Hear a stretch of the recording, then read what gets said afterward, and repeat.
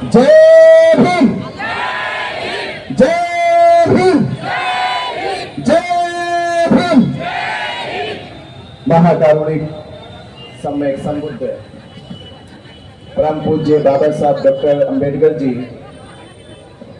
प्रियदर्शी सम्राट अशोक, भारत भूमि पे जन्मे सभी संत महापुरुषों को कोटि कोटि वंदन नमन करते हुए आज 17 सितंबर महाबोधि महाविहार मुक्ति आंदोलन, जिस समय महाबोधि महाविहार झाड़ी जंगलों से घिरा हुआ था, भारत और विश्व में महाबोधि महाविहार की पहचान विलुप्त थी। उस पहचान को अस्तित्व देने के लिए, उस पहचान को इतिहास में लाने के लिए अनागारिक धर्मपाल जी के जन्मोत्सव की आप सभी श्रद्धावान उपासक उपासिकाओं को शुभकामनाएं, मंगल कामनाएं कि आज उनकी बदौलत महाबोधि महाविहार मुक्ति आंदोलन की ये लड़ाई पूरे भारत और विश्व के बौद्धों को मालूम हुई और धीरे धीरे हम इस लड़ाई की जीत की ओर आगे बढ़ रहे हैं। तो आज पूरे भारत और विश्व में अनागारिक धर्मपाल जी के जन्मोत्सव को मनाया जा रहा और उसी उपलक्ष्य में आज का एक कार्यक्रम आयोजित हुआ। तो उनको नमन करते हुए मंच पे उपस्थित आदरणीय भिक्खु संघ भिक्खु डॉक्टर चंद्रकीर्ति जी, भिक्षु धर्मशिखर जी, तो सभी भिक्खु संघ को सादर वंदना में नमन करते हुए और आप बैठे सभी श्रद्धावान उपासक उपासिकाएं जिन्होंने इस मुक्ति आंदोलन के लिए एक लंबे अरसे तक उम्मीद और विश्वास बना के रखा कि एक दिन महाबोधि महाविहार मुक्त जरूर होगा, आप सभी को नमो बुद्धाय, जय भीम। लूटी संस्कृति हमारी दासहीन बनाया था। भारत देश के इतिहास में विरासत और संस्कृति का बड़ा नाता है। इसी विरासत और संस्कृति की बदौलत पूरे विश्व में भारत का आदर सबसे पहले किया जाता है कि लूटी संस्कृति हमारी दासहीन बनाया था, बहू बेटी और बच्चों को घर के बाहर जलाया था, आंखों से टपके आंसू कोई फरियाद सुनना पाया था, होता रहा शोषण हमारा, कोई अल्लाह ईश्वर देवी देवता भगवान लाया था, और लिया जन्म भीम ने जगत में, पर लिखकर अनूठा ज्ञान पाया था, तोड़ मनवादी जंजीरों को इस देश के शोषित पीड़ित समाज को आजाद कराया था। ये वो धरती है दीक्षा, दीक्षा भूमि। आप लोग धन्य है, आप लोग महान है, और इस महानता का अर्थ यह है कि परम पूज्य बाबा साहब डॉक्टर अंबेडकर जी ने दीक्षा भूमि नागपुर को चुना। दीक्षा भूमि नागपुर, तो 14 अक्टूबर 1956 में जो समाज धर्म के बारे में जानता नहीं था, जिसने सदैव जाति का दंश झेला हो, जाति का उत्पीड़न हुआ हो, जिस समाज को मालूम ही नहीं था शिक्षा, संस्कार, संस्कृति, विरासत क्या होती है, उस विरासत को उदय करने के लिए, उस शिक्षा, संस्कार और संस्कृति का भारत में अस्तित्व बनाने के लिए बाबा साहब डॉक्टर अंबेडकर जी ने दीक्षा भूमि को चुना। दीक्षा भूमि जो बौद्ध धर्म की क्रांति की भूमि बन गई, जो भारत में बौद्ध धर्म के परिवर्तन की क्रांति की भूमि बन गई, जिसने भारत के लाखों करोड़ों लोगों को दीक्षा भूमि से प्रेरित होकर बौद्ध बनाया है, वो दीक्षा भूमि आज महान बन गई, वो दीक्षा भूमि आज इतिहास बन गई। अगर आपको मालूम हो महाबोधि महाविहार मुक्ति आंदोलन, अगर बोध गया को छोड़ के सबसे ज्यादा बात अगर मुक्ति आंदोलन की हुई है वो दीक्षा भूमि नागपुर में हुई है, सबसे ज्यादा बार। और इस आंदोलन में सबसे ज्यादा साथ, सबसे ज्यादा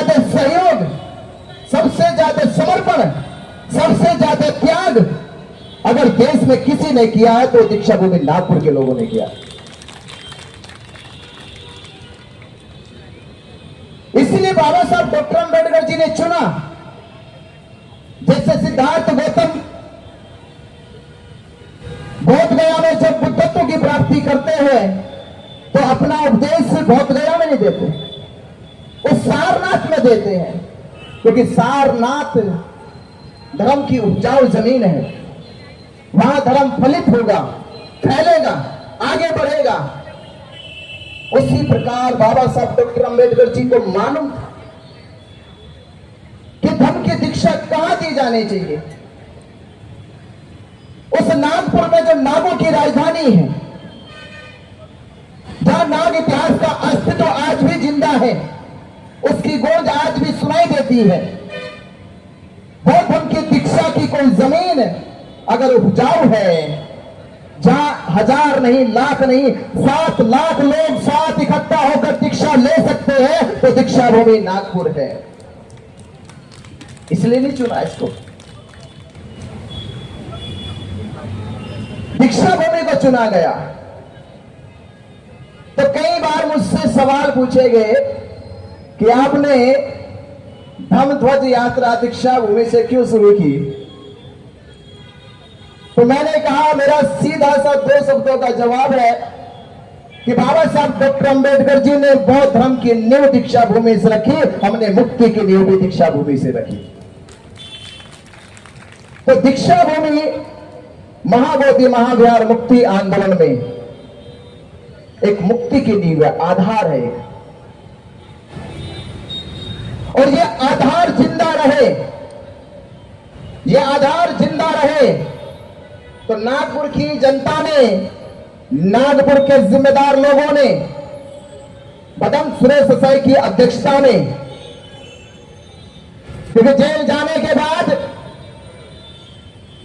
और जेल से जब निकले तो हम दीक्षा भूमि आए और यहां से धम्म ध्वज यात्रा शुरू हुई, और ये मैसेज भी गया कि लामा जी अलग काम कर रहे, हम अलग काम कर रहे। ये मैसेज लोगों में, ये संदेश लोगों में थोड़ा थोड़ा मनोबल को गिराता रहा कि ऐसा नहीं होना चाहिए, बिल्कुल सही बातें नहीं होना चाहिए, कौन चाहता ऐसा हो, ऐसा नहीं होना चाहिए। और 31 अगस्त को आप ही लोगों ने उस समस्या का निदान भी किया, लामा जी को बुलाया, हमें बुलाया, एक मंच पे खड़ा होकर हाथ मिलवाया, ये काम भी आप लोगों ने किया। आप तो इतिहास के ऊपर इतिहास लिखते जा रहे हो, आप इतिहास के बाद इतिहास लिखते जा रहे हो, पर कुछ लोग इतिहास मिटाते जा रहे हैं। उनसे सावधान रहने की जरूरत है। मुझे यहां आने से पहले कई लोगों ने कहा, कई लोगों ने, बंदे जी आप मत आओ, वो मंच मतलब कि वो लगा रहे मंच, वो आपको बुलाए, फोन किया क्या? मैंने कहा फोन तो नहीं किया। कोई चिट्ठी मैसेज भेजेगा? मगर नहीं भेजा। तो फिर क्यों जा रहे हो? मैंने कहा लामा जी ने वो नागपुर में भी कहा था, मुंबई में कहा था कि 17 तारीख को हमारे प्रोग्राम में आओ। उनकी बात को मानने के लिए, उनको पानी देने के लिए यहां तक आए, पर फर्क मिला एक, और ये फर्क मैं नहीं बताऊंगा, आपको पता है। लामा जी को हमने मुंबई बुलाया, वहां मंच पे क्या था, और यहां हम आए तो यहां मंच पे क्या था, ये फर्क पता है। आंदोलन त्याग और समर्पण से चलता है, साथ और सहमति से चलता है, औपचारिकता से नहीं चलता। किसी भी चीज की औपचारिकता घातक हो सकती है, नुकसानदायक हो सकती है। इसलिए इस मंच के माध्यम से मैं फिर कहूंगा, और लामा जी ने मुझसे जब यहां से जा रहे थे नागपुर से, तो ये एयरपोर्ट पे मिले तो कहा कि 17 तारीख को कुछ अच्छा करेंगे। मुझे लगा कि शायद उस अच्छे की भी घोषणा हुई नहीं। मैं चाहूंगा कि जब एक होने की बात है, 31 भी चली गई, मैंने आयोजकों से कहा कि आपने प्रोग्राम करवाया केवल, और प्रोग्राम इतना ही हो रहा, वो हमारे मंच पे आएगी, हम उसके मंच पे जाएंगे, समाज के मंच पे जाएगी, इसे एक होना नहीं कहते। एक होने का मतलब है एक हो जाना। मैंने उस दिन भी कुछ कहानी के माध्यम से कहा था, जिस प्रकार नदी का अस्तित्व तब तक ही पहचान में रहता है जब तक वो समुद्र में नहीं डलती, और जिस दिन समुद्र में मिल जाती है उस दिन नदी का नाम गुमनाम हो जाता है। तो मैं चाहूंगा कि नागपुर की जनता ये प्रयास और करे। महाबोधि महाविहार मुक्ति आंदोलन बार बार मन से कहा जा रहा है, ये लामा जी का हमारा किसी भिक्खू का नहीं है, ये आंदोलन समाज का है। तो समाज दिशा तय करे, ये आंदोलन आगे कैसे चलाया जाएगा, दिशा तय करे, और समाज अपने आप में से 20-50-100 लोगों को चुने, और पूरे दिन की बैठक हो, मंच ना हो, केवल मंच के प्रोग्राम हो गए, एक बैठक हो, इंडोर बैठक होनी चाहिए। इंडोर बैठक होकर पूरे देश में से प्रतिनिधि चुने जाए, हर स्टेट का प्रतिनिधि चुना जाए, हर डिस्ट्रिक्ट का प्रतिनिधि चुना जाए, और सभी प्रतिनिधियों के नेतृत्व में इस आंदोलन को आगे बढ़ाया जाए। और प्रतिनिधियों के साथ साथ भारत देश में तमाम बौद्ध धर्म के प्रचार प्रसार के लिए जो दिन रात संघर्ष करती संस्थाएं हैं, संगठन हैं, उनके अध्यक्ष हैं, उनके चेयरमैन हैं, उन सभी संस्थाओं को लेकर जब ये माना जाता है कि महाबोधि महाविहार ये किसी संगठन की लड़ाई नहीं है, व्यक्ति की लड़ाई नहीं है, ये लड़ाई है भारत के बौद्धों के अस्तित्व की, तो क्यों ना भारत के बौद्धों को इसमें शामिल किया जाए। नहीं तो ये केवल औपचारिक घटना रहती रहेगी, औपचारिक समाधान नहीं है। आपको बुलाया जाएगा आप आएंगे, आपको बुलाया जाएगा आप आएंगे। मैं पूछना चाहता हूं कि आप लोग, और जो हमारी 31 तारीख की टीम थी जिन्होंने प्रोग्राम किया, मैं उनसे कहूंगा वो एक प्रयास करें। और मैंने उस समय भी कहा था कि ये प्रोग्राम अभी सक्सेस नहीं हुआ, इंडोर में मीटिंग बुलाई जाए, बैठक करो पहले और चुनो सबको, तब जाके इसका एक होने का रास्ता कोई सही होगा, ऐसे नहीं होगा। और ये आंदोलन सही बात है, ये चल रहा है, उधर धमध्वज यात्रा चल रही, इधर मसाल यात्रा चल रही, उधर से भी कोई ना कोई प्रतिक्रिया आती, इधर से कोई प्रतिक्रिया आती है। ये आंदोलन ऐसे नहीं होता। आंदोलन है एक दूसरे की हिम्मत से, ताकत से। कमजोरी मत बनो, ताकत बनो। अगर आप ताकत बनेंगे तो पहली लड़ाई तो आपने जीत ली कि आपने अपने ही आदमी को कमजोर नहीं किया, बल्कि उसे ताकत दी है। और जब आपका अपना भाई ताकतवर होगा तो महाबोधि महाविहार भी मुक्त होगा। तो अपनों को ताकत दो, मजबूती दो। तो जिन्होंने 31 तारीख का आयोजन किया था, वो एक प्रयास करे कि एक इंडोर मीटिंग जरूर बुला ले, और देश के तमाम स्टेटों से प्रतिनिधियों को बुलाकर एक मजबूत प्रतिनिधित्व का निर्माण हो। और जब निर्माण होगा तो सबकी एक दूसरे की प्रतिक्रियाएं खत्म हो गई, फिर ना उधर की प्रतिक्रिया, ना उधर की प्रतिक्रिया, ना धमध्वज यात्रा रहेगी, ना मसाल यात्रा रहेगी, फिर एक ही रहेगा, महाबोधि महाविहार मुक्ति आंदोलन रहेगा, एक ही रहेगी। नहीं तो हमने भी इधर से 1 जनवरी की मुझे जानकारी भी हुई आके 1 जनवरी की तारीख रखी है। वैसे 1 जनवरी को अधिकांश लोग भीमा कोरे गांव जाते हैं, वो पवित्र है, हमारी आस्था विश्वास है, और वो तारीख बदली नहीं जा सकती दूसरे स्थान के लिए। वो तारीख भीमा कोरे गांव के लिए और भीमा कोरे गांव के लिए रहेगी। हाँ, भीमा कोरे गांव पर ही प्रोग्राम हो तो बहुत बड़ी बात है, पर स्थान नहीं बदलना चाहिए, क्योंकि पूरे देश के लोग भीमा कोरे गांव 1 जनवरी को जाते हैं, वहां माथा टेकते, नमन करते, सत्कार करते हैं, अपने वीर शहीदों को याद करते हैं। हमने तारीख दी कि 12 फरवरी 2026, 12 तारीख को यह आंदोलन शुरू हुआ और आंदोलन का 1 साल हो जाएगा। और एक चीज बताओ, आंदोलन में 2 चीजें होती है, एक होती है जागरूकता और एक होता है दबाव। बोध गया से केवल समाज पर जागरूकता आई है, अगर सरकार पे दबाव बनाना चाहिए, बिहार की सरकारों से केंद्र की सरकारों, अगर बिहार की सरकार पे दबाव बनाना है तो पटना में आंदोलन होना चाहिए, और दिल्ली की सरकार पे दबाव बनाना है तो दिल्ली में आंदोलन होना चाहिए। जब दिल्ली में आंदोलन होगा और देश से पूरे जब लाखों वोट दिल्ली जाएंगे तो आपको मालूम है दिल्ली अगर नीतीश की सरकार बनी अगले साल तक सरकार बदल जाएगी। अगर सरकार बदल गई और नीतीश और भाजपा की बनी तो हम तब भी जीत जाएंगे। अगर तेजस्वी कांग्रेस की बनी तो भी हम जीत जाएंगे कि दोनों की सरकार बिना केंद्र के बनेगी नहीं। जब केंद्र के बगैर बनेगी नहीं तो केंद्र को पकड़ के घुटनों पे लाओ, और घुटनों पे लाएगा तो बिहार सरकार को लाएगा, बिहार सरकार को लाएगा तो बीटी एक्ट रद्द कराएगा। तो यह आंदोलन का 1 साल पूरा होने वाला 12 फरवरी 2026 को, और अभी महाराष्ट्र के भिक्खु संघ के साथ मीटिंग हुई, बैठक हुई, और उन्होंने भी कहा कि हमें सबसे बड़ी ताकत जो है वो दिल्ली में दिखानी चाहिए। जिस प्रकार अभी मराठाओं ने मराठा आरक्षण लेने के लिए 4 महीने तैयारी करी और 4 दिन मुंबई में बैठे और 5वें दिन उनकी बात मान ली सरकार ने। अगर भारत के लोग जो 12 महीने से आंदोलन चला रहे थे और अभी हमारे पास 4.5 महीने पड़े, अगर 4.5 महीने में मिलकर पूरा समाज तैयारी करे, संपूर्ण भारत का बहुत समाज तैयारी करे, तो मैं कह सकता हूं कि दिल्ली जाम होगी, बीटी एक्ट रद्द होगा, महाबोधि महाविहार मुक्त होगा और आपकी बात मानी जाएगी। और ये इतिहास के पन्नों में लिखा जाएगा कि दिल्ली की सड़कों पे भारत के बौद्धों का अस्तित्व जिंदा है, उनकी शक्ति, उनकी ताकत जिंदा है।